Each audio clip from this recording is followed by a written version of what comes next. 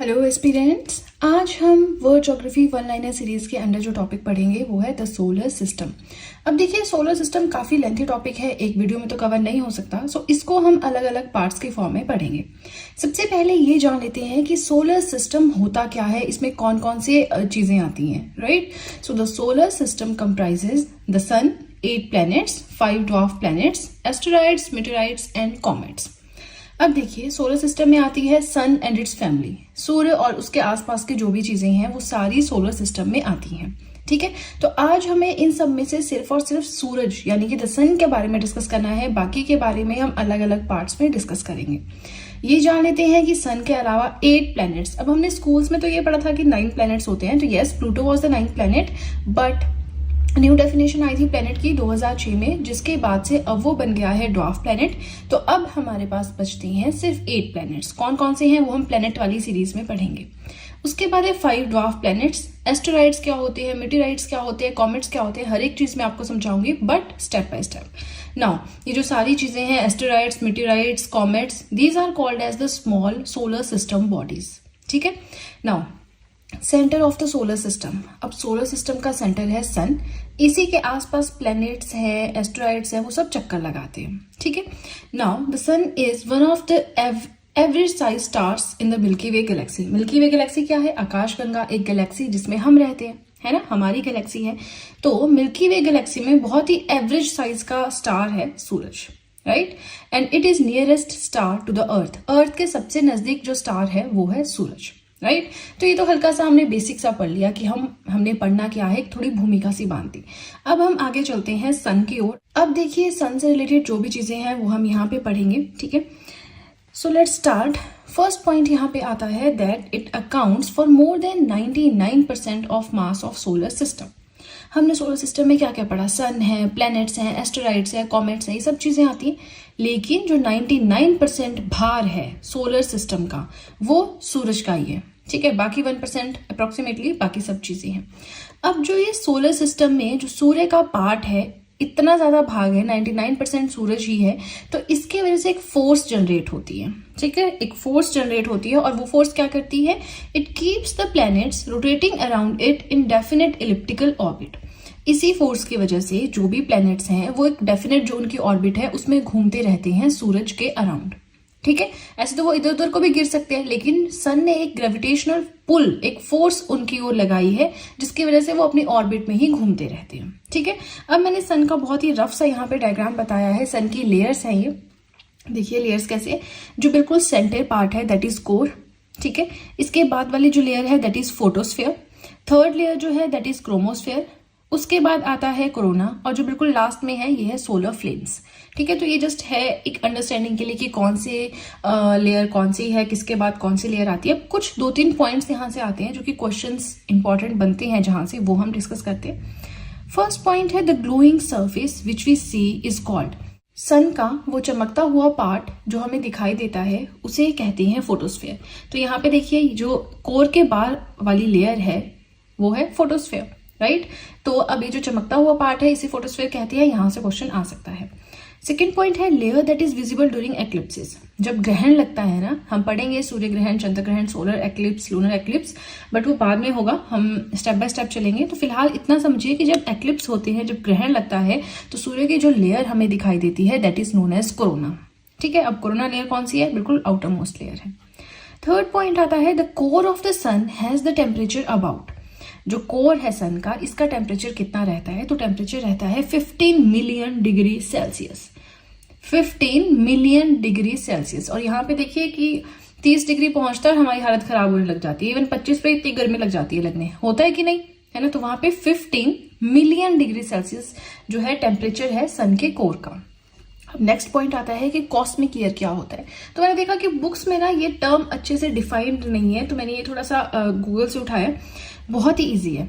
जैसे प्लैनेट्स होते हैं ना, वो सूर्य के अराउंड चक्कर लगाते हैं, वैसे सूर्य भी किसी के अराउंड चक्कर लगा रहा है। सूर्य along with it solar system अपने पूरे परिवार के साथ घूमता है किसी के अराउंड, एक पॉइंट के अराउंड, ठीक है। तो अब जितना टाइम ये घूमने में लेता है that is known as a cosmic year, right. तो अब थोड़ा सा देखते हैं बुकिश लैंग्वेज में कि कितना टाइम लेता है, क्या है। So the time about 225 million years needed for the solar system to revolve once around the centre of the milky way galaxy. अब देखिए हम कौन सी गैलेक्सी में रहते हैं, मिल्की वे गैलेक्सी में रहते हैं।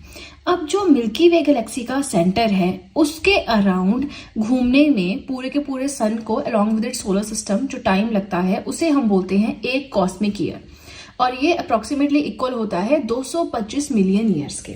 अब समझने वाली बात है, 1 कॉस्मिक ईयर 225 मिलियन ईयर्स के इक्वल है।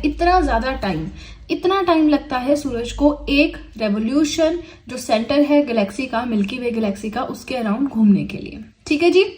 अब देखिए हमारा फर्स्ट पेज हुआ कंप्लीट। यहाँ पे बिल्कुल बेसिक सी चीजें हमने पढ़ी। अब जो पॉइंट्स हैं इंपॉर्टेंट वो भी हम डिस्कस करेंगे, जैसे कि सनलाइट को अर्थ पे पहुंचने पे कितना टाइम लगता है और भी बहुत सारी चीजें।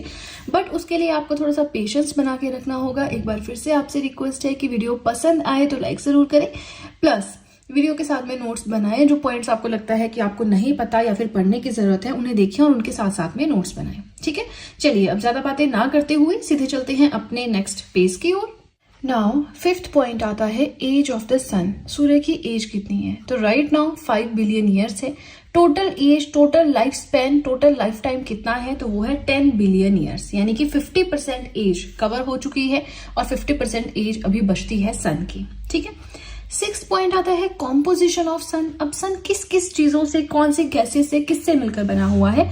तो हाइड्रोजन एंड हीलियम जो है मेन कंटेंट है, मेन कंपोनेंट है जिससे मिलकर बना हुआ है सन। हाइड्रोजन है 71% एंड हीलियम है 26.5%। अदर्स जो है वो 2.5% रहती है। ठीक है। 7th पॉइंट देखिए, so the energy of the sun comes from. अब जो सन की एनर्जी है वो किससे आती है? फ्यूजन से या फ्यूजन से? तो याद रखना, फ्यूजन मीन्स टूटना, फ्यूजन मीन्स जुड़ना। Nuclear fusion of hydrogen into helium, hydrogen plus hydrogen मिलकर हीलियम बनाती हैं, वहां से एनर्जी आती है सन के पास। तो न्यूक्लियर फ्यूजन है या फिजन है, क्वेश्चन आता है तो आपने याद रखना है।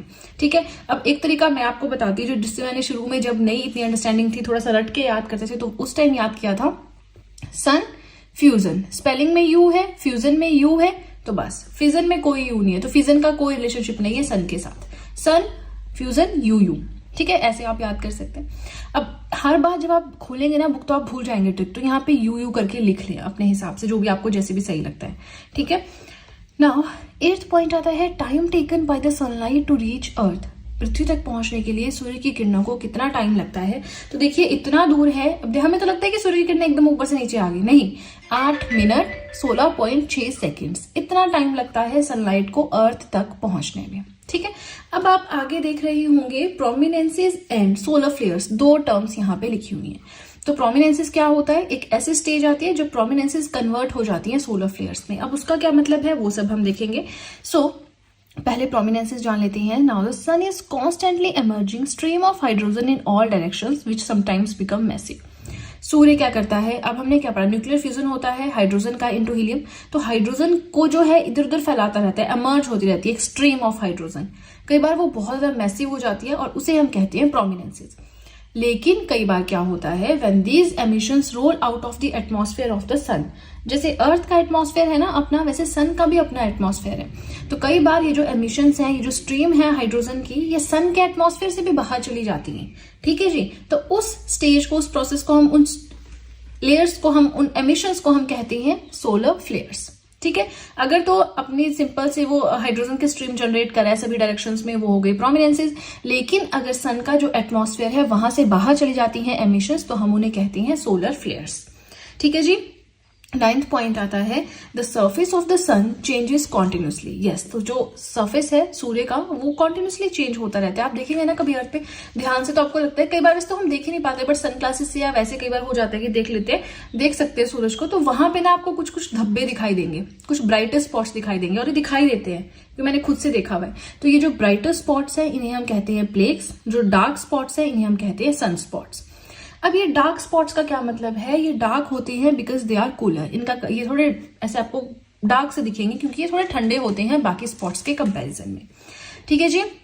अब हम पहुंच गए हैं अपने लास्ट पॉइंट की ओर। अगेन वीडियो के साथ में नोट्स बनाए, जो भी आपको लगता है कि अलग चीजें मैंने नहीं पढ़ी, मुझे नहीं पता, उसके नोट्स बनाते चले। अगर आपको जो चीजें पता उनके नोट्स भी बनाते हैं ना, तो 20-30 पेजेस में आपका वर्ल्ड ज्योग्राफी कंप्लीट हो जाएगा। ठीक है।